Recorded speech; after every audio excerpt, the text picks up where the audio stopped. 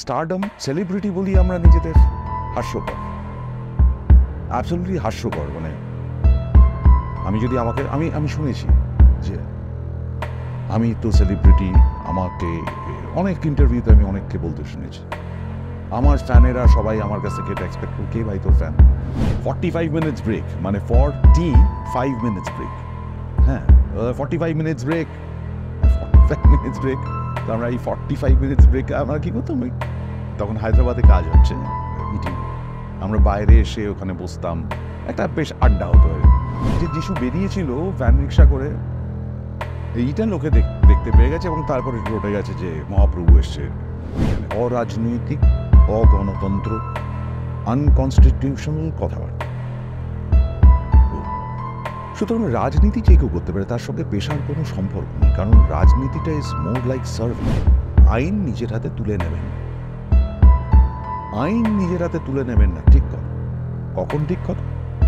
যারা আইনের রক্ষক তারা যদি ঠিক সময় আপনার পাশে এসে দাঁড়ায় তবেই। বয়সে বেশি একটা চরিত্র ছিল, মেকআপ ম্যান করতে পারে, রিঙ্কলস আনতে পারছিল না, তখন আমি ওই মেকআপটা করেছিলাম। জাস্ট মনে হয়েছিল যে এটা ইট মাইট ওয়ার্ক, সো আমি গাম লাগিয়ে আমার যে এক্সপোজ যে স্কিনগুলোতে গাম লাগিয়ে, যেটা শুটিংয়ের যে মেকআপের যে গাম, সেই গাম লাগিয়ে তার উপরে টিস্যু পেপার প্লেস করেছি। আমি যখন ধীরে ধীরে সেন্সে ফিরলাম, আমি দেখছি উনি তাকে মুচকি মুচকি হাসছেন আমার দিকে। আর আমি শুধু বলে, মানে বোধহয় গোটা 20 বার এটাই বলেছি যে ইউ আর মাই গড, এরকম কিছু একটা বলেছিলাম। পর্দার এপার আর ওপার দুটো পৃথিবীর মধ্যে যেন লক্ষ যোজন ভাগ। লাইট, ক্যামেরা, মেকআপ, এই মেকি দুনিয়ায় সার্ভাইভ করা কি খুব সহজ বা খুব কি কঠিন? আজ এই বিষয়ে আলোচনা নিয়ে আমি স্বরলিপি, হোস্ট অব দ্য পডকাস্ট। আর আজকের আড্ডায় যিনি আমাদের সঙ্গে রয়েছেন, 24 বছর ইন্ডাস্ট্রিতে দাপিয়ে বেড়াচ্ছেন, প্লাস 31 বছর বয়সে চাকরি ছেড়ে অভিনয় পা। তারপরের জার্নিটা তার থেকেই শুনে নি। আজকে আমার সঙ্গে রয়েছে সুদীপ দা, সুদীপ মুখার্জি। সুদীপ দা, ওয়েলকাম টু টকবক। Thank you. সুদীপ দা, কেমন আছো? আমি সবসময় ভালো থাকি। আমি তোমাকে দেখেই মনে হচ্ছে একদম অলওয়েজ কুল। হ্যাঁ, I lead a simple life. তো যেটা দিয়ে শুরু করলাম সেটা নিয়ে শুরু করছি যে কারেক্ট করে দিই, অক্টোবরে 25 বছর হবে। ওকে অক্টোবরে 25 বছর। 31 বছর বয়স একটা বাঙালি পরিবারে, যে বয়সে সবাই একটা সেটেলমেন্টের দিকে যায়, সেখানে তুমি চাকরি ছেড়ে অভিনয়, এই গল্পটা কি? গল্পটা খুব মজার, কারণ এটার অ্যাকচুয়ালি শুরু হয়েছিল যখন আমি থিয়েটার করি, 89 কলেজ ডেজ, সে সময় থিয়েটার করছি। আর আমি মেইনলি খেলাধুলা করতাম, রোয়িং করতাম, কম্পিটিটিভ রোয়িংয়ের সঙ্গে যুক্ত ছিলাম, এক্সারসাইজ করতাম। তো আমার একটা নিজস্ব জগৎ ছিল, সেটা আমার পৃথিবী এবং সেটা আমারই পৃথিবী। এর বাইরে যে একটা বৃহৎ জগৎ আছে, সেখানে প্রচুর মানুষ আছে, অনেক কিছু আছে। আমি সেই সব ব্যাপারে একেবারে নাইভ ছিলাম, মানে আমার যেত আসতো না। আমার জগৎ নিয়ে আমি থাকতাম, আমার খেলাধুলা, আমার পড়াশোনা, আমার এক্সারসাইজ করা, আমার ওই পৃথিবীর মধ্যে যে কজন বন্ধু ছিল সেটাই আমার দুনিয়া ছিল। যার জন্য আমি অন্যের থিয়েটার খুব একটা দেখিনি কখনো। আমি থিয়েটার আমি কিন্তু সিরিয়াসলি করতাম। মানে আমাদের যে প্রথম যে ছোট দলটা ছিল, সেখানে পোস্টার আঁকা থেকে, হাতে আঁকা থেকে সাইক্লো স্টাইল করা, তারপরে অ্যারারুট দিয়ে গঁদ তৈরি করে সেটা পোস্টার আটকানো, সমস্তটা করা হতো। কিন্তু এর বাইরে যে প্রচুর দল আছে, তারা থিয়েটার করে, তাদের সঙ্গে ইন্টারাকশন হওয়া দরকার, সেসব আমি আমার জগৎটা নিয়ে থাকছিলাম। এইভাবে করতে করতে করদেলিয়ার সেই দলটা একটা সময় ভেঙে গেল। তারপরে আমি ক্যালকাটা পারফর্মার্স জয়েন করলাম। আমি যে নাটকটা প্রথম করি ওখানে, সেই নাটকটার নাম হচ্ছে জন স্টেইনবেকার লেখা, তমালদা ওটাকে অ্যাকচুয়ালি জয়দীপ ভট্টাচার্য ট্রান্সলেট করেছে, মানে নাটকটা লিখেছিল বাংলায়, তারপরে তমালদা সেটার থেকে অ্যাডাপ্ট করে অস্তমুখী চাঁদ বলে। ওরা ক্যাপ্টেন লফট নামে আমি একটা চরিত্র করতাম। তো তখন যেহেতু আমি খেলাধুলা করি, আমার চেহারা না মানে সাধারণত বাঙালি বাড়িতে দেখা যায় না। আমাকে আমার বন্ধুরা পর্তুগিজ ভাবত। কলেজে 3 মাস তারা আমার সঙ্গে কথা বলেনি কেউ, কারণ তাদের ধারণা ছিল আমি পর্তুগিজ হারমাদের মতন চেহারা। তো যাই হোক, ওই নাটকটা দেখে হঠাৎ করে আমার কাছে প্রথম একটা কাজের, তখন টেলিভিশন আমরা দেখি, টেলিভিশন একটা অন্য জগৎ। আমার কাছে প্রথম কাজের অফার আসে, বিপ্লবদার কাছে ফোন আসে, ডিরেক্টর ইন্দর সেনের। বিপ্লবদা আমায় যোগাযোগ করিয়ে দিল, সেই কাজটা আমি করলাম। মা, প্রথম দিন আমি কনস্টেবল, দ্বিতীয় দিন গেছি আমি প্রমোশন হয়ে গেছে, দেখি আমি ইন্সপেক্টর হয়ে গেছি। মানে তাদের আমার কাজ ভালো লেগেছে। মানে সেই ঘটনায় কি তোমার একদিন করার কথা ছিল, সেটা 12 দিন হয়ে গেছিল? ওটা পরের দিকে? এটা অনেক দিন আগে, এটা আমি 94-এর কথা বলছি। তখন আমি ফিল্ম ইন্ডাস্ট্রি জয়েন করিনি। আচ্ছা। আমার খেলাধুলা, চাকরি বাকরি হঠাৎ এসছে, কাজ করছি ভালো। এটা করতে করতে আমার অ্যাক্সিডেন্ট হলো, কাজটা বন্ধ হয়ে গেল। এরপর একটা বড় অ্যাক্সিডেন্ট হলো জুন মাসে 95। যখন আমি বাড়িতে পড়ে আছি, আমি হসপিটাল থাকতে পারিনি। তার কারণ আমি সারাক্ষণ তো বাইরে বাইরে থাকতাম, একটা বদ্ধ ঘরের মধ্যে আমি থাকতে পারছিলাম না, সাইকোলজিক্যাল সমস্যা হচ্ছে। তো আমি দুটো সার্জারি হয়ে যাওয়ার পর আমি পরের দিনই আমি বলেছি আমি বাড়ি যাব, কারণ অ্যাটলিস্ট বাড়িতে আমার বন্ধু বান্ধবরা আসতে পারছে, যেটা হসপিটালে পারছিল না। তাদের স্পেসিফিক টাইম, আর টাইম অড টাইম, যেখানে আমার বন্ধু বান্ধবরা যাওয়া তাদের পক্ষে সম্ভব নয়। আমি বাড়ি চলে এসেছিলাম। এই যখন বাড়িতে পড়ে আছি, সেই সময় বাড়িতে ফোন, নানান রকম কাজের অফার। তার ভিতরে একটা হচ্ছে ইন্দ্রনীল গোস্বামীর শায়দ হিন্দি, ইন্দর সেনের আরেকটা কাজ রাজা দাশগুপ্তর চোখ বলে একটা সিরিয়াল করেছিল, সেটা করতে পারছি না, পড়ে আছি। মধ্যবিত্ত বাঙালি বাড়ির ছেলে, চাকরি, তো ওই ক্রাচ নিয়ে আমি আবার চাকরি জয়েন করলাম, কাজ করতে আরম্ভ করলাম। করতে করতে বাইরে চলে গেল, বাইরে ট্রান্সফার হলো অন্য একটা চাকরিতে, গুয়াহাটি চলে গেলাম, কাজ করছি। তখন আমার পায়ের একটা সমস্যা রয়ে গেছিল। এরপর 98-এ আমার ডিসেম্বরে লাস্ট সার্জারিটা হয় পায়ের। এটা আমার যিনি বস ছিলেন অফিসে, সে জানতো, তাকে আমি বলতাম। তখন আমার মাথার মধ্যে ঘুরছে যে আমি অভিনয় করব, চাকরি করতে ভালো লাগছে না, অভিনয় করব। আমি তখন জোনাল হেড, পুরো ইস্টার্ন রিজিয়নটা আমি দেখছি। চন্দন রয়, মিস্টার চন্দন রয়, উনি একটা সময় খেলাধুলা করতেন, মোহামেডান ইস্ট বেঙ্গলের হয়ে খেলেছেন, দারুণ স্পোর্টসম্যান, আমাকে খুব উৎসাহ দিত। ইউ ওয়ান্ট টু, উনি তখনও গল্ফ টল্ফ খেলেন আর কি, you should pursue what you want বলছে। ইয়া, তো 99-এর এই শেষে অক্টোবরে আই রিজাইন্ড। অগস্টে অ্যাকচুয়ালি রিজাইন করেছিলাম, 2 মাসের ইয়ে ছিল। অক্টোবরে আই ওয়াজ ইন টাউন। তো এই যে ভিতরে কাজ করছিল, আমি কিন্তু চাকরি করতে পারতাম হয়তো, কিন্তু আমি কোনো ব্যাকআপ রাখতে চাইনি। আমার মনে হচ্ছিল এটাই আমি করব,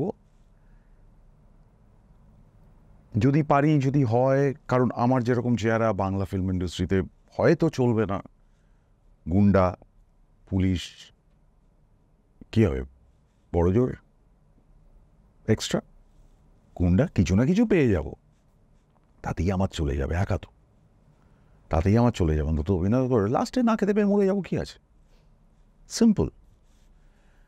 ফর্চুনেটলি একটা দুটো কাজ করার পরেই, তখনও খুব মজা হতো, একজন ডিরেক্টর, তার আমার কাজ ধরো ভালো লাগলো, সে না আরেকজন ডিরেক্টরকে বলতো। এখন যেমন বলে না অন্য জায়গায় কাজ করা যাবে না, শুধু আমাদেরই কাজ করতে হবে, তখন সেটা ছিল না। বলতো, আলোচনা হতো, এই জানিস তো এই ছেলেটা এসছে, ভালো কাজ করছে, নিয়ে দেখতে পারিস। সে ডেকে নিল, তার কাজে ডেকে নিল। সো অনেকগুলো কাজ আমি পরপর পেতে আরম্ভ করলাম। এইবারে ওই গল্পটায় আসি যেখানে আমি একদিনের জন্য গিয়েছিলাম। ওটা খুব মজা। শোনার খুব ইচ্ছা। হ্যাঁ, এইটা করতে করতে আমি একটা থ্রিজ প্রোডাকশন বলে সেই সময় একটা প্রোডাকশন হাউস ছিল, তাদের আমি একটা পাইলট করেছিলাম। তখন পাইলট হতো, 4টে এপিসোডের গল্প তৈরি করা হতো, দিয়ে সেটা চ্যানেলকে প্রেজেন্ট করা হতো, তারপরে অ্যাপ্রুভাল পাওয়া যেত। তো ওই পাইলটটা যখন, ওইটার আমাকে যিশু হেল্প করেছিল, যিশু সেনগুপ্ত। যিশু আমাকে ছোটবেলা থেকে চিনতো, আমি যিশুকে চিনতাম না। এটাও একটা খুব মজার গল্প। তো আমি ছবি নিয়ে যখন ঘুরছি স্টুডিওতে, মহাপ্রভু সেই সময় প্রচণ্ড হিট সিরিয়াল, ভীষণ হিট সিরিয়াল। আমি বাইরে যখন খবরের কাগজ পড়ি, মহাপ্রভু ইত্যাদি নিয়ে লেখালেখি পড়ি, কিন্তু যে ছেলেটি মহাপ্রভু করছে তাকে আমি চিনি না। একদিন NT1 স্টুডিওতে ওরকম ঘুরছি, হঠাৎ দেখি সুদীপ দা করে ডাক। কী হলো? দেখি মহাপ্রভু আমায় ডাকছেন, ন্যাড়া মাথা ধুতি করে। আমার এই আমার চিনল কী করে? তো স্টার, মানে মহাপ্রভু মানে রানওয়ে হিট সিরিয়াল, সবাই পাগল তখন। মানে আমি দেখেছি যিশুর সঙ্গে কাজ করতে গিয়ে সেই সময়, মানে যিশু সেনগুপ্ত এসছে, মানে আমরা এই পাইলটটার কথাই বলছি। যিশু, আমি আর জুন ছিলাম, আমরা যখন বাইরে শুটিং, আউটডোরে শ্যুট হচ্ছিল, মানে গ্রামগঞ্জ থেকে লোক চলে এসছে, 1.5 মাইল লম্বা লাইন মহিলাদের, যিশুকে প্রণাম করবে বলে, মহাপ্রভুকে প্রণাম করবে বলে, এবং গেট খুলে দিতে হলো, নইলে গেট ভেঙে ফেলছিল ওরা।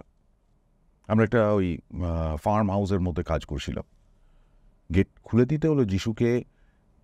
যিশু তখন উইগ পরে আর কি, নাড়া মাথা, তো ওই ইয়ে করে বারমুডা পরে ঘুরছিল, তাকে প্রপার একটা ড্রেস পরতে হলো। সে এসে বাইরে দাঁড়ালো, লাইন দিয়ে মহিলারা প্রণাম করছে, এটা আমি এটা দেখা আর কি। তো যিশু আমাকে ওই কাজটা হেল্প করে দিয়েছিল। এবারে ওই পাইলটটা যখন আমি করলাম, সেই পাইলটটা শুটিংয়েরই গল্প এটা, ঠিক আছে? আমরা বাইরে গেছিলাম শুটিং করতে, যিশু, জুন, আমি। তো এই পাইলটটা থ্রিজ প্রোডাকশনে ছিল। তখন ওদের একটা উইকলি সিরিজ হতো, সংঘর্ষ বলে। অভিষেক চ্যাটার্জি হিরো ছিল, সেটা দেবাংশুদা ডিরেক্টর। তো সন্তোষপুরে জাহাজ বাড়ি বলে একটা বাড়ি ছিল, সেখানে শুটিং হয়েছে। আমি গেছি, আমায় বলেছে দেবাংশুদা মহাপ্রভুর ডিরেক্টর। আর দেবাংশুদা মানে মানে যারা কাজ করে তারা জানে, অ্যামেজিং ডিরেক্টর, মানে টেলিভিশনে সত্যজিৎ রায় বলা যায়। হঠাৎ করে দেবাংশুদার অ্যাসিস্ট্যান্ট ভানুদা, আপনি হায়দ্রাবাদ যাবেন? হ্যাঁ, আমি তখন হায়দ্রাবাদে শুধু গল্প শুনেছি, একদিনের কাজ কিন্তু। হ্যাঁ যাবো, কাজ হলেই হল।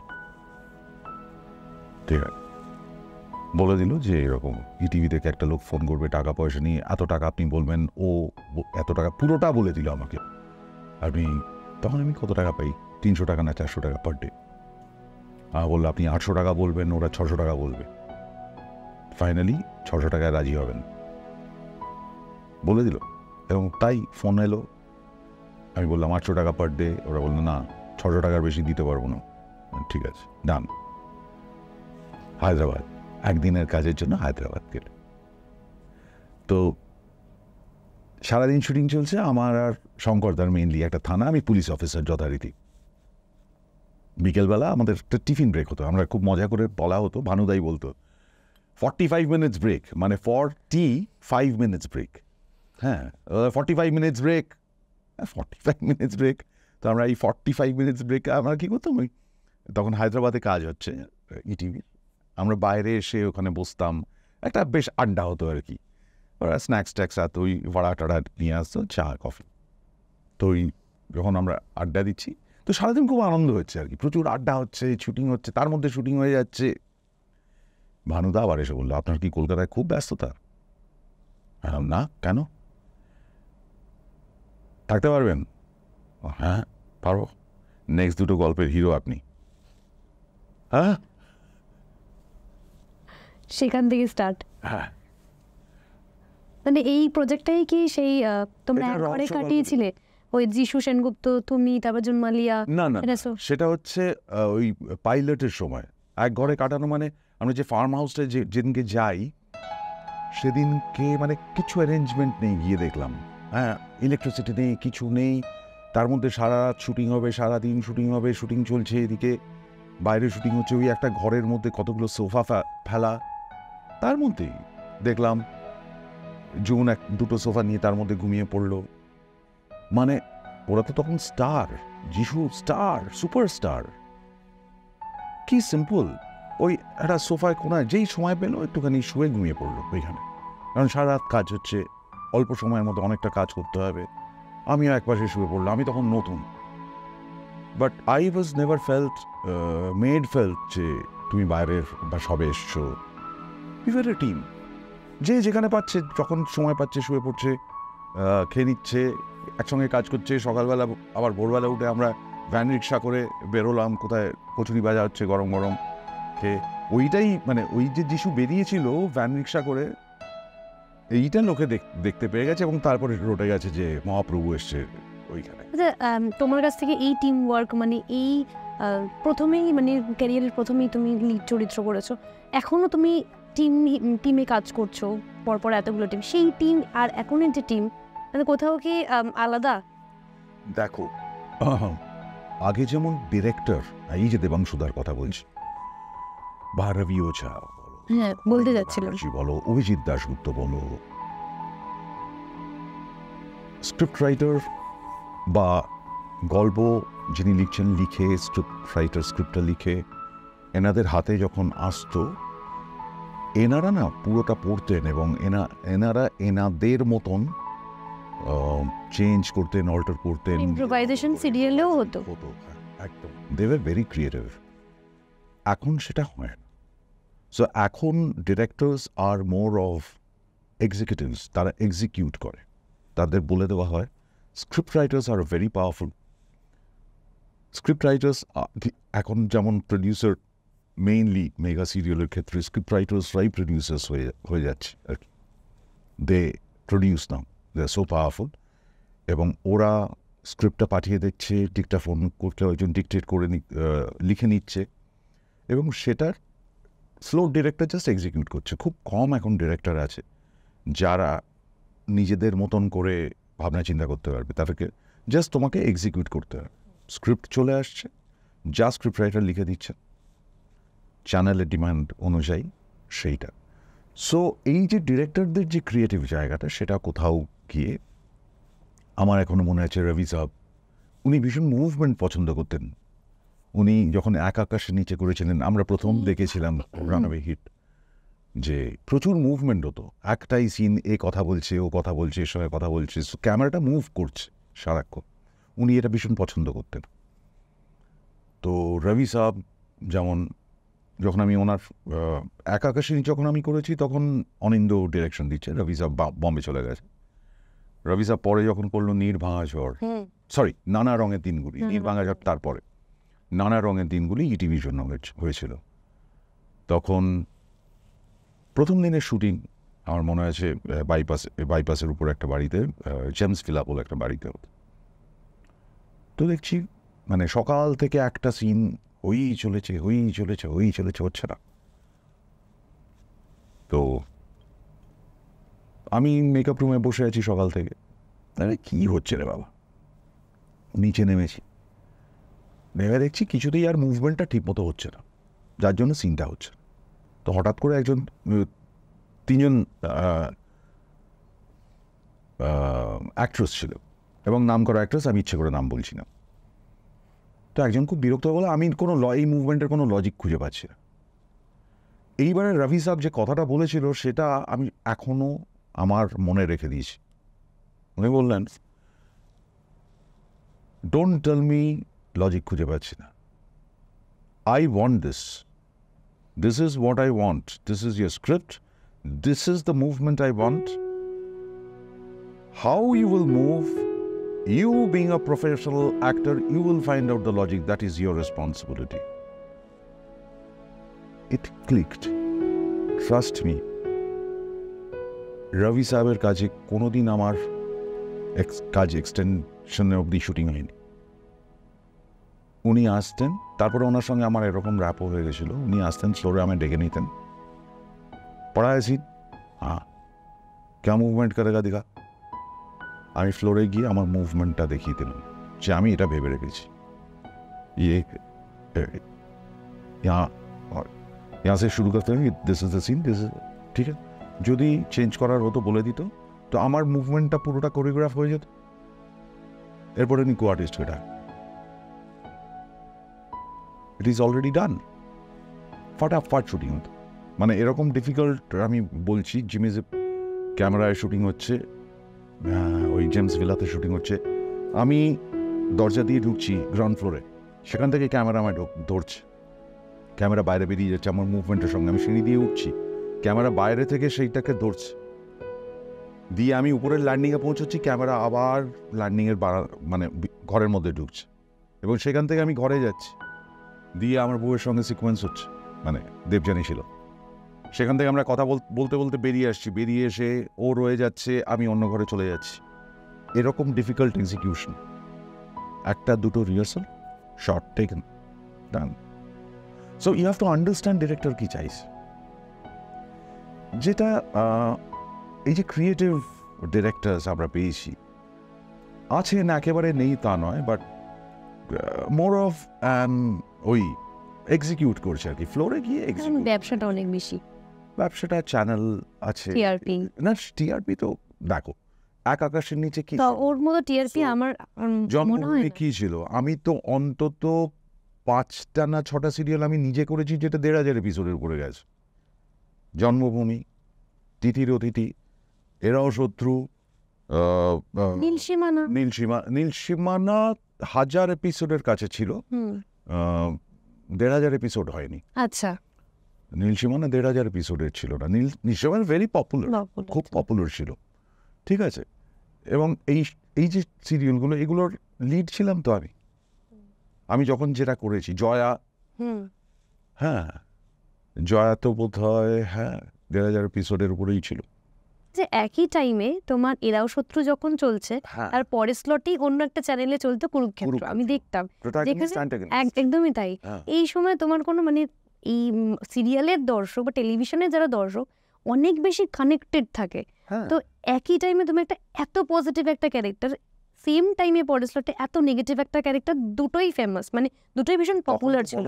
যে আমি রুল করছি, মানে 7টা থেকে 9টা অবধি আমার পরপর বিভিন্ন চ্যানেলে আমার কাজ চলতো, এবং সবকটাতেই আমি মোটামুটি লিড করতাম। সানাই চলতো, কোথায় পাবো তারে, খুব নস্টালজিক লাগছে, কারণ আমার ছোটবেলা থেকে এক আকাশের নিচে থেকে শুরু করে এই প্রত্যেকটা সিরিয়াল, মানে সন্ধেবেলা মা বাবা কেউই থাকতেন না, আমি ঠাকুমার কাছে মানুষ, তো সেই পুরো সন্ধেটা পুরো ধরা বাঁধা। কত ধরনের এক্সপেরিমেন্ট হয়েছে, ধরো আকাশ বাংলার যে কাজ হতো, সেখানে সোম থেকে শুক্র হতো, জয় মুখার্জি আমাকে নিয়ে প্রচুর এক্সপেরিমেন্ট করেছে, মানে আমি একটা ইয়েতে ট্রিপল রোল ছিল, 3টে ডিফারেন্ট বয়সের, মানে তুমি নিজে মেকআপও করেছিলে তোমার একটা চরিত্র, 80 বছর বয়সের বেশি একটা চরিত্র ছিল, মেকআপ ম্যান করতে পারে, রিঙ্কলস আনতে পারছিল না, তখন আমি ওই মেকআপটা করেছিলাম, জাস্ট মনে হয়েছিল যে এটা ইট মাইট ওয়ার্ক। সো আমি গাম লাগিয়ে, আমার যে এক্সপোজ যে স্কিনগুলোতে গাম লাগিয়ে, যেটা শুটিংয়ের যে মেকআপের যে গাম, সেই গাম লাগিয়ে তার উপরে টিস্যু পেপার প্লেস করেছিলাম, এবং অদ্ভুতভাবে দেখলাম যে ওটা রিঙ্কল ফর্ম করে যাচ্ছে সুন্দরভাবে। কষ্ট হয়েছিল, কারণ ওই পুরোটা গাম আটকে তার উপরে টিস্যু পেপার প্লেস করে রিঙ্কলটা করার পরে তার উপরে আমি মেকআপটা করেছিলাম, স্কিন টোনের মেকআপটা, এবং ইট ওয়ার্ক লাইক ম্যাজিক, মানে মুখে পুরোটা এতটা, ঠিক আছে। এবং জয়দা যেটা হেল্প করেছিল, সারাদিন আমার যত ওই সিকোয়েন্স ছিল পুরোটা শ্যুট করেছিল। এবার ট্রিপল রোল তো, ওই চরিত্রের সঙ্গে তো আমার অন্য চরিত্র আছে, সেইগুলো আবার পরের দিন শ্যুট করেছিল। এই লিবার্টিটা আমাকে জয়দা দিয়েছিল, আজকে হলে আমি জানি না সেটি লিবার্টিটা ডিরেক্টর দিতেন কিনা, হয়তো এমন চাপ আসতো আমাকে একবার ওই মেকআপ করতে হতো, একবার মেকআপ তুলতে হতো। জয়দা যেমন অলৌকিকে আমাকে অলৌকিক বলে একটা সিরিজ হতো, যেখানে অলৌকিক গল্প আসতো। ভীষণ ভীষণ ফেমাস, আমি এখনো ইউটিউবে দেখি। So, মানে এখন ওর মতো একটা চরিত্র করিয়েছিল যেখানে মা এবং 2 মেয়ের সঙ্গে এই লোকটার অ্যাফেয়ার আছে, সাচ আ ডিবচ ম্যান, এরকম কিছু একটা গল্প ছিল। আমি খুব হয়েছিলাম টেলিভিশনে, কীরকম লাগবে, তুমি করো না সুদীপ। হি ট্রাস্টেড মি সো মাচ, মানে যে সুদীপ পারবে করতে। যেটা আরো মনে পড়ছে যে অনেক বছর হয়ে গেছে, হ্যাঁ, তুমি যখন প্রথম ব্যোমকেশ করেছিলে, হ্যাঁ। সেই 2000 ব্যোমকেশটি কিন্তু এখনো মানুষ মনে রেখেছে। কেন এই কথাটা আমি আরো বললাম, তোমার একটা ইন্টারভিউ আমি দেখছিলাম বেশ 4-5 বছর আগের একটা ইন্টারভিউ, সেখানে একজন কমেন্ট করেছে, কোথায় ব্যোমকেশের কথাটা হলো কোথায়, যেখানে তিনি বেস্ট ব্যোমকেশ এখন অবধি আমার চোখে। হুম। তুমি ছিলে মানে বইয়ের পাতা থেকে উঠে আসা ব্যোমকেশ, যেখানে এক্সিকিউশন ছিল যে প্রথম চশমা ছাড়া, এবং প্রত্যেকটা একদম ভীষণ বেশ সুন্দর। বোধহয় হ্যাঁ, চশমা। এই এক্সপিরিয়েন্সটা কেমন? Swapan Ghoshal, thanks to him, ওনার প্রথম কাজ ছিল দূরদর্শনের জন্য। ওনার স্ত্রী পূর্বা ঘোষাল স্ক্রিপ্ট করতেন। তো ওরা বই খুলে ব্যোমকেশের ডেসক্রিপশন কোনো একটা গল্পতে লেখা আছে, আই ডোন্ট রিমেম্বার নাও, উনি পুরোটা লাইন বাই লাইন পড়েছিলেন এবং আমাকে বলেছিলেন যে এইটা হচ্ছে ডেসক্রিপশন ব্যোমকেশের, যেটা কেউ মেনটেন করে না। যেহেতু উত্তমবাবুকে নিয়ে সত্যজিৎ রায় করেছিলেন, চশমা পরিয়েছিলেন উত্তমবাবুকে, সেহেতু ব্যোমকেশ মানেই চশমা পরে। অথচ মানে শরদিন্দুবাবুর ব্যোমকেশ চোয়ারে চেহারা, চওড়া চিবুক, সে চশমা পরে না, সে বেশি কথা বলে না, কিন্তু সে শার্প কথা বলে, ভীষণ উইটি, ভীষণ শার্প কথা বলে, অবজারভেশন সাংঘাতিক। মানে খানিকটা যেমন শার্লক হোমস যেমন যে ডেসক্রিপশন আছে, সে নেশা করে, ইয়ে করে, একদম অপোজিট চরিত্র আর কি। এবং কাঁচি সিগারেট খায়। আমাকে জীবনে প্রথম আমি সিগারেট ধরি ব্যোমকেশ করতে গিয়ে। তখন তো সেন্সর ছিল না, smoking is injurious to health বলে টাঙিয়ে দিতে হতো না। যাবতীয় যত সেন্সর আর যত নিয়ম কানুন সব তো সিনেমা সিরিয়ালের জন্য। জীবনে মানুষ রাস্তায় পড়ে গড়াগড়ি খাচ্ছে, যেখানে খুশি সিগারেট খাচ্ছে, মুরগির সাইকেলে ঝুলিয়ে নিয়ে চলে যাচ্ছে, পাটা কেটে রাস্তার উপরে মাংস বিক্রি হচ্ছে, কোথাও কোনো সমস্যা নেই। সমস্যা হচ্ছে সিনেমা বা সিরিয়ালে। তুমি কোনো প্রাণী ধরতে পারবে না, কোনো প্রাণী দেখাতে পারবে না, তার জন্য আলাদা করে অ্যানিমাল সার্টিফিকেট নিতে হবে। তো আমাদের হিপোক্রেসি, আমাদের অ্যাডমিনিস্ট্রেশনের, আমি বুঝতে পারি না কিসের হিপোক্রেসি। তো যাই হোক, ওই ডেসক্রিপশনটা ছিল এবং উনি সেই ডেসক্রিপশন অনুযায়ী আমায় কাস্ট করেছিলেন। কারণ তখন আমার 2-3 বছর হয়েছে ইন্ডাস্ট্রিতে, আমি এমন সাংঘাতিক কোনো বিশাল স্টার ছিলাম না যে ব্যোমকেশে যে কাউকে নিতে পারতো। কিন্তু স্বপনদা খোঁজ করছিল যে এরকম চেহারার কে আছে, কেউ একজন। স্বপনদাকে আমার কথা বলেছিল, আমি গেছিলাম, আমার এখনও মনে আছে। উনি বই খুলে দেখে ওইটা পড়ে তারপর আমাকে কাস্ট করা হয়েছিল। আনফর্চুনেটলি ওটা 5-6 এপিসোড, মানে সবকটা গল্পই হওয়ার কথা ছিল, কিন্তু কিছু একটা সমস্যা হয়েছিল।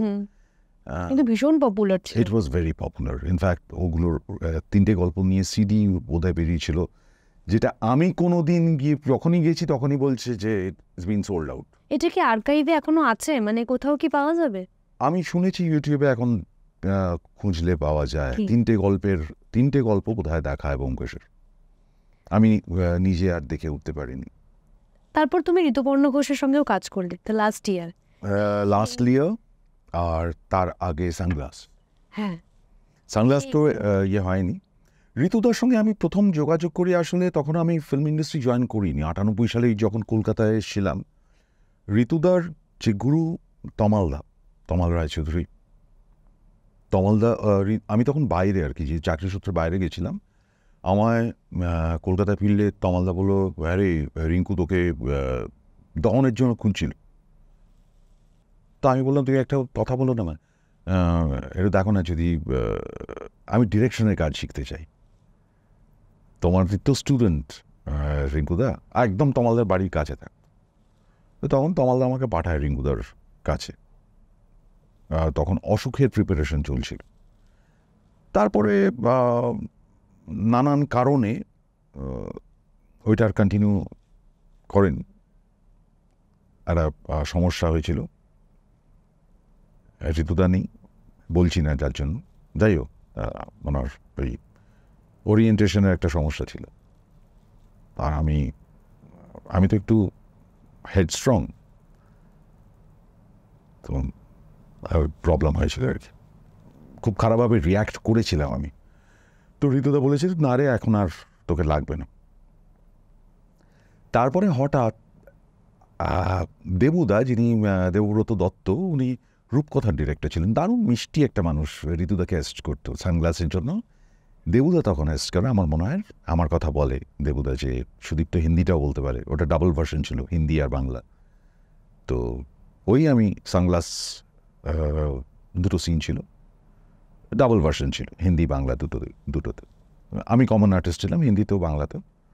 তো আমার যে বউ ছিল সে বাংলায় একজন ছিল, হিন্দিতে আরেকজন ছিল। এটা হয়, সানগ্লাস তো দেখায়নি। লাস্ট ইয়ার হঠাৎ করি, তখন ঋতুদার সঙ্গে আমার সম্পর্কটা বেটার, প্রচুর আড্ডা টাড্ডা হয়।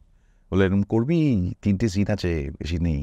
আমি বললাম তুমি যাই করো না কেন, অমিতাভ বচ্চনের সঙ্গে আমার প্লিজ আলাপ করে দেও, হি ইজ মাই গড, কিছু করার নেই। হ্যাঁ তুই আয়। তো যাই হোক, একটা দিন শুটিং তো হলো লাস্ট ইয়ারের, অ্যান্ড রিঙ্কুদা কিন্তু মনে রেখেছিল। ভারত লোক স্টুডিওতে শুটিং চলছিল লাস্ট ইয়ারের, অমিতাভ বচ্চন, যিশু আর ইয়েকে নিয়ে। তখন আমাকে ফোন করে, আয় চলে আয়। আমি তাজে আমি চলে, ভিড়ে ভিড়, বাপরে, মানে পুরো রাস্তা ব্লক। আমার গাড়িটা যাওয়াতে পুলিশকে দিয়ে কর্ডন করে ভিতরে করিয়ে দিল। And I only remember Amitabh Bachchan meeting হিম। রবীন্দ্রনাথ ঠাকুরের মতন আলখাল্লা পরানো ছিল, দুপুরবেলা গরমে। আমি শুধু দেখেছিলাম লোকটার পেশেন্স, কেন হি ইজ আ লেজেন্ড, কেন he is an all time great superstar of our country, greatest superstar of the country. লোকটা শর্ট দিচ্ছে, মনিটর দেখছে, আলখাল্লা পরা, ফলস চুল, দাড়ি, গরম, আর ওই রকম আলখাল্লার মতন জোব্বা টাইপের মোটা ভারী ইয়ে পড়া, শর্ট দিচ্ছে, আবার শর্ট দিচ্ছে। No, it's not working, it's not working. Can we go for another take, Ritu? I think we should work here. মনিটরে বসে দেখে আবার শর্ট দিতে যাচ্ছে, 3বার 4বার, ইমেন্স পেশেন্স। হয়েছে, it's okay Abed, no no no no no, something is wrong here, look look look. আর আমি না মুগ্ধ হয়ে তাকিয়েছি লোকটার দিকে, আমি ঈশ্বর দেখছি। তারপরে আমাকে একটা শটের হয়ে গেছে, আমি ভাবছি যাচ্ছেন ফিরে, হঠাৎ ঋতু, Amit, just wait, I wanted to meet someone. He is Sudeep, he is very talented actor. আমি শুধু জানি আমি অমিতাভ বচ্চনের, উনি আমার সঙ্গে কথা বলছেন, একটা 6 ফুট 2 ইঞ্চির লোক, আমার মনে হলো আমার হাইটের লোকটা, উনি ঝুঁকে গেছেন, মানে এরকমভাবে কথা বলছেন না, কিন্তু এরকমভাবে কথা বলছেন, স্ট্রেট আই। আমি অনেক কিছু বলেছিলাম, কি বলেছিলাম আমি তখনও জানি না, এখনও জানি না, মানে জীবরিশ আর কি বকেছিলাম। আমি এটা বুঝতে পারছিলাম, বুঝতে পেরেছি যে আমি ঘেঁটে গেছি। আমি যখন সেন্সে এলাম, আমি তাকিয়ে দেখছি যে উনি মুচকি মুচকি হাসেন, মানে আমি টোটালি ব্ল্যাঙ্ক, আমি শুধু বকে যাচ্ছি। সেন্স মানে আমি অজ্ঞান হয়ে যাইনি, আমি ওনার দিকে তাকিয়ে আমি কত কি বলে গেছি, এবং কি বলেছি আমি জানি না, কি করেছি আমি জানি না। আমি যখন ধীরে ধীরে সেন্সে ফিরলাম, আমি দেখছি উনি তাকিয়ে মুচকি মুচকি হাসছেন আমার দিকে। আর আমি শুধু বলে, মানে বোধহয় গোটা 20 বার এটাই বলেছি যে ইউ আর মাই গড, এরকম কিছু একটা বলেছিলাম আর কি। এবার তোমাকে দেখেই তো সব কিছু ইন্সপিরেশন, গড, এসব বলেছি আর কি 8 বার। মানে তখন আমি জানি না আমি কি বলেছি। তো আসছে, hello, can I hug you? Oh yes. It was like amazing. এই যে মানুষ সে যেরকমই হোক, যখন একটা জায়গায় যায় না, তার একটা কারণ আছে, অদ্ভুত একটা অরা কাজ করে। এটা আমি দেখেছি। It will be not like আস, সাধারণ মানুষের মতন, সামথিং ডিফারেন্ট ইজ দেয়ার। ওই এনার্জিটা ভীষণ কাজ করে এই লোকগুলোর চারদিকে। আমি ভাগ্যবান, আমি অভিনয় করার সুযোগ পাচ্ছি, ভালো রোল পাচ্ছি, লোকের শ্রদ্ধা পাচ্ছি, গুড এনাফ। স্টারডম, সেলিব্রিটি বলি আমরা নিজেদের, হাস্যকর, অ্যাবসলিউটলি হাস্যকর। মানে আমি যদি আমি শুনেছি যে আমি তো সেলিব্রিটি, আমাকে অনেক ইন্টারভিউতে আমি অনেককে বলতে শুনেছি, আমার ফ্যানেরা সবাই আমার কাছ থেকে এটা এক্সপেক্ট করে, কে ভাই তোর ফ্যান? আমার ফ্যান আমি বলবো, how come I am a celebrity? Who celebrates? People know me good enough. I'm lucky. People know me good enough. I'm very lucky you're talking to me. I find myself to be very lucky. পাঁচটা লোকে আমায় এই মাধ্যমটা থেকে লোকে চিনেছে। They are stars, galaxies away, galaxies apart. পাঁচটা লোকে তোমায় চিনতে পারছে, গুড এনাফ ভাই, পৃথিবী উদ্ধার হয়ে গেছে। Look at them, they are celebrities, they are stars. প্রতিদিন এখনো লোকটার বাড়ির সামনে কয়েক হাজার লোক দাঁড়িয়ে থাকে হাত নাড়বে বলে। That is celebrity. আমি রাস্তা দিয়ে হেঁটে গেলে চারটে লোক ঘুরেও তাকাবে, যদি ঘুরে তাকায় আমি খুব লাকি। আমার দিকে অ্যাটেনশন ড্র করানোর জন্য আমায় চারজন কালো পোশাক পরা লোক আমার চারদিকে নিয়ে আমি শপিং মলে যাচ্ছি, that doesn't make me celebrity. যে কেউ চারটে ওই রকম নিয়ে শপিং মলে গেলে লোকে ঘুরে তাকাবে, কে রে ভাই, আউট অফ দ্য ওয়ার্ল্ড কিছু একটা এসছে। You should learn humility from these people. They are galaxies away. Superstars, look at their value. They are being valued. যদি টাকাতেই ভ্যালু করা হয় তাহলে বিলিয়নসে তাদের ভ্যালু করা হয়, মিলিয়নসেও নয়, বিলিয়নসে ভ্যালু করা হয়। 6,500 কোটি টাকার ভ্যালু একটা লোকের, যদি টাকা দিয়ে ভ্যালু করা হয়। আমি জনগণের কথা বাদ দিলাম, লোকজনের পরিচয়ের কথা। Who are we? So my suggestion to all my fellow artists, fellow co-stars, be humble. চারটে লোক চিনছে, হাত নাড়ছে, কথা বলছে, ছবি তুলতে চাইছে, ইউ আর লাকি। যেদিনকে এটা হবে না, ইউ আর গন। খুব কম বছর হয়েছে, মানে 2-3 বছর হয়েছে আমি এই ইন্ডাস্ট্রির সঙ্গে পরিচিত হয়েছি। এছাড়া থিয়েটার করতে গিয়ে যাদের সঙ্গে পরিচয় তাদের সঙ্গে পরিচয়। তো এর আগেও আমি অনেক শো হোস্ট করেছি, অনেক শিল্পীর সঙ্গেই কথা বলার সুযোগ হয়েছে, বা তার জন্য মানে খুব সৌভাগ্যবতী বলে নিজেকে মনে করি। বাট তোমার সামনে বসে এটা তুমি যেভাবে কথা বলছো বা যেভাবে তোমার দৃষ্টিভঙ্গি, মানে অ্যামেজিং, মানে আমি হিপনোটাইজড হয়ে শুনছি। একটা তো তোমার ভয়েস, তারপরে মানে না সত্যি কথা, মানে তুমি যেভাবে তোমার জীবন দর্শন যেরকম, মানে এটা তো সত্যি সকলের হওয়া উচিত। একটা সিরিয়াল করে বা দুটো সিরিয়াল করে সত্যি আমি বাউন্সার নিয়ে ঘুরছি, বা রিলস বানিয়ে, এখন ফলোয়ার্সের যুগ, পিআরের যুগ, ওভার্ট এক্সপোজড, সেখানে সেই দিক থেকে এই পিআরের বিষয়টাতে তুমি অনেক পিছিয়ে, অনেক পিছিয়ে। হ্যাঁ, মানে সেখানে তুমি নিজেকে, আমার বারবারই সবসময় মনে হয়েছে যে আমার কাজ শুড টক ফর মি। আমি যখন আমি ছোট ছিলাম, যখন আমি ফিল্ম ইন্ডাস্ট্রিতে এসেছি, তখন আমি না ঝট করে কাউকে ফোন করতে পারতাম, নাম্বার ছিল আমার। যাদের সঙ্গে আমি রেগুলার কাজ করেছি, আমার সবসময় মনে হতো তারা কাজের মধ্যে আছেন, আমার ফোন করে তাদের সঙ্গে কথা বলে বোধহয় উচিত নয়, তাদের ডিস্টার্ব করা উচিত, তাদের যখন প্রয়োজন হয় আমি ডেকে নেবে। কিন্তু এটা যে খুব প্রয়োজনীয়, যে আমার ফোন করা দরকার, আমি ফোন করব 25 বার, আমি বিরক্ত করব, এটা হয়তো নিয়ম, আমি জানি না। আমি কখনো পেরে উঠিনি করতে। কারণ ধরো তোমার সঙ্গে আমার আলাপ হয়েছে, তোমার সময়টা খুব ভ্যালুয়েবল তোমার কাছে। আমি কিন্তু তোমাকে যোগাযোগ করতে হলে আমি প্রথমে একটা মেসেজ পাঠাবো। যদি আমার কোনো প্রয়োজন থাকে, তুমি খেয়েছো না ঘুমিয়েছো এটা জিজ্ঞেস করার জন্য কিন্তু আমি তোমায় মেসেজ করবো না।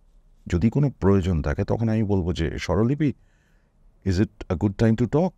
I want to talk to you for 2 minutes। বা তোমার যখন সুবিধা হয় আমি জানিও। আমি এটা অন্যকেও বলি যে আমাকে প্লিজ একটু একটা মেসেজ করে দিও, আমি কোঅর্ডিনেট করে নেব কখন কথা বলতে পারবো। বিকজ তোমার কাছে তোমার সময়টা খুব ভ্যালুয়েবল, আমি সেটাকে ডিভ্যালুয়েট করতে পারি না। সুতরাং তোমার সময় অনুযায়ী যদি প্রয়োজন হয় আমি তোমায় যোগাযোগ করব, যদি আমার প্রয়োজন থাকে।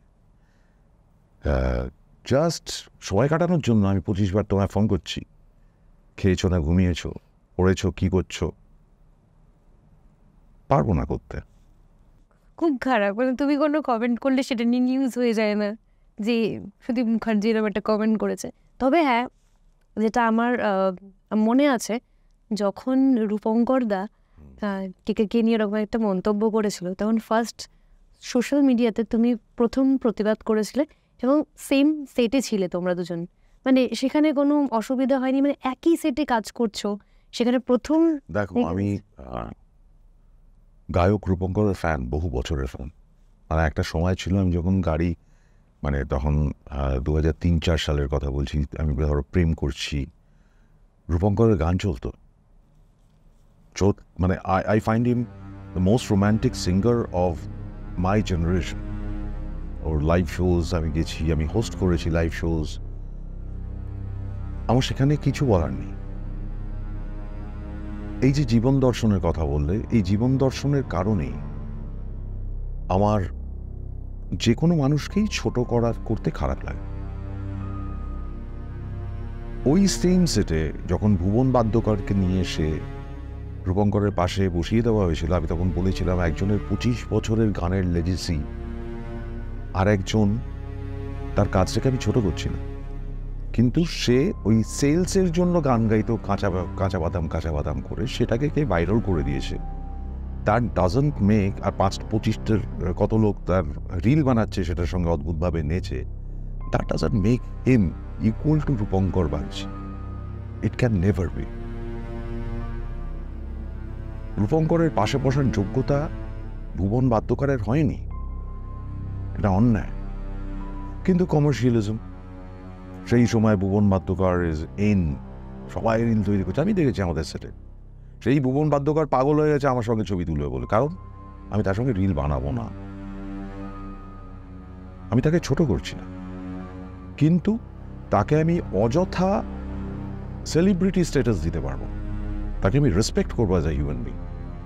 আমি যখন প্রাইজ জিতেছি, ওর পরিবারের লোক এসেছিল, আমি গিয়ে আমার প্রাইজটা তাদের হাতে তুলে দিয়েছি, খুব খুশি হয়েছে তারা, আমাকে বলেছে আমাদের বাড়িতে আসবেন।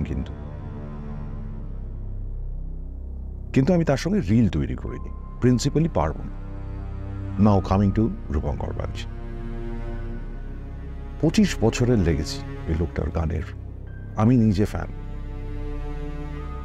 ইট was unexpected he reacts to কে লাইক দ্যাট। আনফর্চুনেটলি তার ঠিক আগে আমি জানতাম না ও কোন সময়ের ওই ভিডিওটা বানিয়েছিল। আমার মনে হচ্ছে সন্ধ্যাবেলা আমি ঢুকেছি, সেই সময় কেকের জাস্ট মারা যাওয়ার খবরটা এসছে, এবং তার 10 মিনিটের মধ্যে রূপঙ্করের ভিডিওটা পৌঁছেছে আমার কাছে।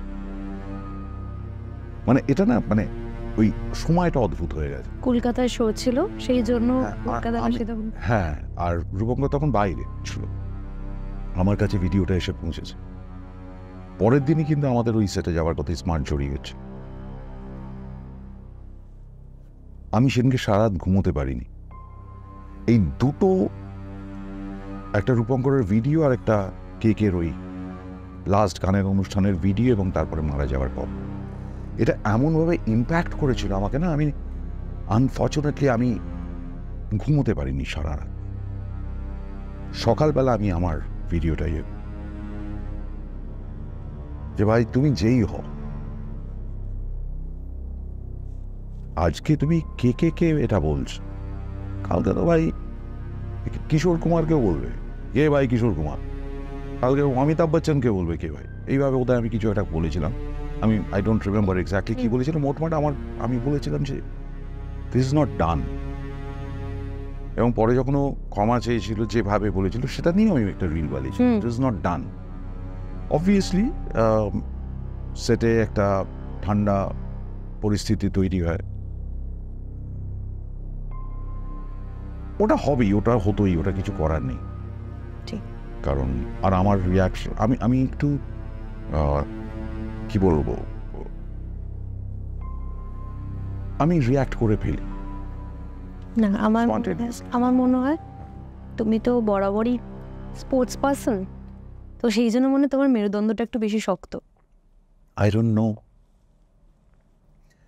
কিন্তু হ্যাঁ মজা করেই বললাম, ঠিককে ঠিক বা ভুলকে ভুল বলাটা প্রয়োজন, নইলে সমাজ চলে না।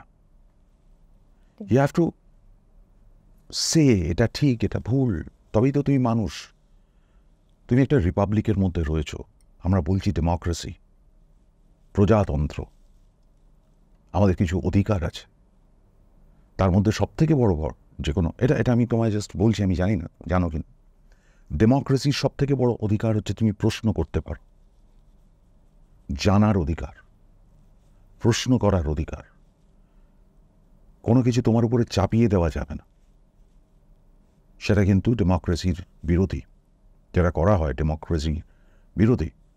কোনো কিছুই তোমার উপরে চাপিয়ে দেওয়া যাবে না, তোমাকে কিন্তু এক্সপ্লেন করতে হবে যেটা কেন তোমায় করা হচ্ছে, তোমার এটা কেন করা উচিত। So it is your right to say what is this is right and this is wrong and why you are doing this and why you are not doing this. আমি আবার ইন্ডাস্ট্রিতে ফিরে আসছি, সেখানেও এখন রাজনীতিটা এখন খুব বড় একটা জায়গা। রাজনীতি সবসময় ছিল, আমরা দেখেছি প্রচুর নামকরা অভিনেতা অভিনেত্রী রাজনৈতিক নেতা হিসেবে পরবর্তীকালে সাফল্য পেয়েছে। আমেরিকান প্রেসিডেন্ট ছিলেন রোনাল্ড রেগান, হি ওয়াজ আ অ্যাক্টর হলিউডে। আমাদের এখানে তো সাউথে এনটি রামারাও, তারপর জয়ললিতা, এরা তো বিখ্যাত অ্যাক্টার্স ছিলেন। এবং সমস্ত রাজনৈতিক যারা আছেন নেতারা, তাদের ভিতরে অনেকেই অভিনেতা ছিলেন। চিরঞ্জীবী টিভি তাদের নিজস্ব দল করেছেন এবং they are doing very well as a government, as a politician. অনেকে রাজনৈতিকভাবে সচেতন থাকাটা যে কোনো মানুষের প্রয়োজন, কনস্টিটিউশন জানাটা যে কোনো মানুষের প্রয়োজন, তোমার অধিকার জানাটা যে কোনো মানুষের প্রয়োজন, এবং এটা সরকার থেকে এই ড্রাইভটা দেওয়া প্রয়োজন যে মানুষ এটা যেন জানে। ঠিক আছে, যে লোকটা এডুকেশনিস্ট সে কি রাজনীতি করতে পারে না? নিশ্চয়ই পারে। রাজনীতি তো কোনো পেশা নয়, it is like an honorary post, তাই তো হওয়া উচিত। মুশকিলটা হচ্ছে আমাদের দেশের রাজনীতিটা পেশা হয়ে গেছে। আমি অনেকেই বলতে, হ্যাঁ ও অভিনয়, ওর রাজনীতির কি, রাজনীতি তো আমরা করি। কে ভাই, তুমি রাজনীতির পেশা? তুমি পলিটিক্যাল সায়েন্স পড়ে বড় হয়েছো? তোমার অধিকার আছে রাজনীতি করার, অধিকার নেই রাজনীতি করার? কোথায় লেখা আছে ভাই? অরাজনৈতিক, অগণতন্ত্র, আনকনস্টিটিউশনাল কথাবার্তা বল। সুতরাং রাজনীতি যে কেউ করতে পারে, তার সঙ্গে পেশার কোনো সম্পর্ক নেই। কারণ রাজনীতিটা is more like serving, it's a knack. ঠিক আছে, তুমি সময় দিতে পারছো কিনা, তুমি কেন করছো, তুমি যেটা করছো সেটা কেন করছো সেটা জানাটা খুব প্রয়োজন। মুশকিলটা হচ্ছে, প্রশ্নটা তখনই উঠে যাবে যখন তোমার ভেস্টেড ইন্টারেস্ট কাজ করে, যে আমি এটা করলে কিছু ফায়দা লুট। তুমি এই মুহূর্তে আমাদের দেশের রাজনৈতিক ব্যক্তিত্বরা যে ভাতা এবং ক্ষমতা ভোগ করে, সেই ক্ষমতাগুলো যে উইথড্র করলে আমি দেখব কতজন রাজনীতি করতে যাচ্ছে। এবং এই যে ক্ষমতা, আমার ভীষণ হাস্যকর লাগে যে মানুষগুলো একটা সুরক্ষা বলয়ের মধ্যে সারাক্ষণ রয়েছে। তাদের 4টে লেয়ার অফ সুরক্ষা কবচ রয়েছে, সিকিউরিটিজ হ্যানা ত্যানা রয়েছে। তারা এসি গাড়িতে চড়ছেন, তারা এসি বাড়িতে থাকছেন, তাদের নানান রকম ফ্যাসিলিটিস প্রোভাইড করা হচ্ছে। তারা নাকি জনসাধারণের, যে 70% জনসাধারণ ভালো করে দুবেলা খেতে পারে না, তারা কেমনভাবে চলবে, তাদের কি কি করা উচিত, সেইটা এখানে বসে তারা তৈরি করছে। এই জন্যই হয়তো আমরা খুব একটা কঠিন পরিস্থিতির মধ্যে দিয়ে যাচ্ছি। তারা বুঝবেন কি করে? কালকেই আমি আলোচনা করছিলাম একজন উকিলের সঙ্গে।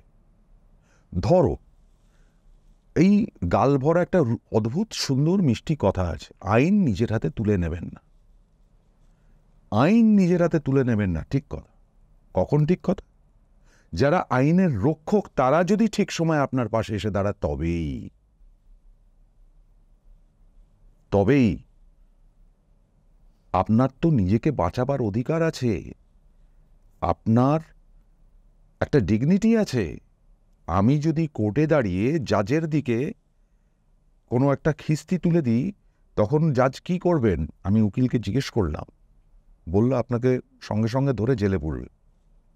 আমি বললাম রাস্তায় আমি যাচ্ছি, আমাকে একটা লোক খিস্তি করলো, তখন আমি কি করব? ওখানে তো পুলিশ ধরে জাজের হয়ে লাফিয়ে এসে আমায় জেলে পড়বে। তার মানে ওনার সেই ইয়েটা আছে, ডিগনিটিটা আছে, আমার সেটা নেই। তখন আমাকে যেতে হবে থানায় গিয়ে এফআইআর লেখাতে হবে। আমি যদি তাকে মারিয়ে, উল্টে আমার নামে একটা এফআইআর হবে। আমার কি করণীয়? আপনারা আগে সেটা ঠিক করুন। করবেন না, আইন নিজের হাতে তুলে নেবেন না। বলে দেওয়া এটা করো না, ওটা করো না, এটা বলে দেওয়া খুব সহজ, কিন্তু কি করবে সেটা কোথাও বলছো না তোমরা। কিভাবে করবে সেটা কোথাও বলছো না তোমরা। তোমরা এসি ঘরে ওই সুরক্ষা বলয়ের মধ্যে 5টা লোক তোমার হয়ে কাজ করছে, তোমরা ডিসাইড করছো সাধারণ মানুষ কিভাবে বাঁচবে, কিভাবে চলবে। আমাদের জন্য রয়েছে শুধু অনেক রকম। কমপ্লিটলি রং। ঠিক কথা। আগে নিজের ওই ফেসিলিটিসগুলো থেকে বেরিয়ে এসো, সাধারণ মানুষ হও, মানুষকে শিক্ষিত করো। আমি আমার নাম সই করতে পারলাম, আমি শিক্ষিত হয়ে গেলাম, সেটা নয়। এখানে হিপোক্রেসি। গ্রাসরুট লেভেলে স্বামীজির কথা। আমাদের দেশ অদ্ভুত একটা দেশ, যেখানে মনীষীরাও বিক্রি হন। যত বিবেকানন্দ মেডিসিন আর রামকৃষ্ণ মেডিসিন আর মিষ্টির দোকান আর রাস্তা আমাদের দেশে আছে, সারা পৃথিবীতে কোথাও নেই। তাদেরও বিক্রি করা হচ্ছে, এবং প্রতি মুহূর্তে বিক্রি করা হচ্ছে। স্বাধীনতা দিবস অব্দি বিক্রি হচ্ছে, লেখা হয় না 50তম স্বাধীনতা দিবস উপলক্ষে 50% ছাড়, তাই না? তার মানে তুমি স্বাধীনতা দিবসটাও বিক্রি করছো, সেটাকে সেল করার চেষ্টা। এখন তো তার মানে তোমার সেই রেসপেক্টটাই নেই। তো স্বাধীনতা এটা তো স্টেট অফ মাইন্ড। আমরা বছরে 2বার নিজেদের পতাকা উত্তোলন করলাম, আর কোনো মতে আমাদের জাতীয় সঙ্গীত 3-4 লাইন গেয়ে দিলাম, সেটাও ভুলভাল। বিশাল বড় দেশপ্রেমিক হয়ে উঠলাম। It is the state of mind. তোমার দায়িত্ব আছে স্বাধীন নাগরিক হিসেবে। আমাদের বলা হয় সর্ববৃহৎ কনস্টিটিউশন, কিন্তু সেই কনস্টিটিউশন কজন লোক জানে? সর্ববৃহৎ কনস্টিটিউশন তার কতটা সাধারণ মানুষকে বোঝানো হয়, সাধারণ মানুষ জানে?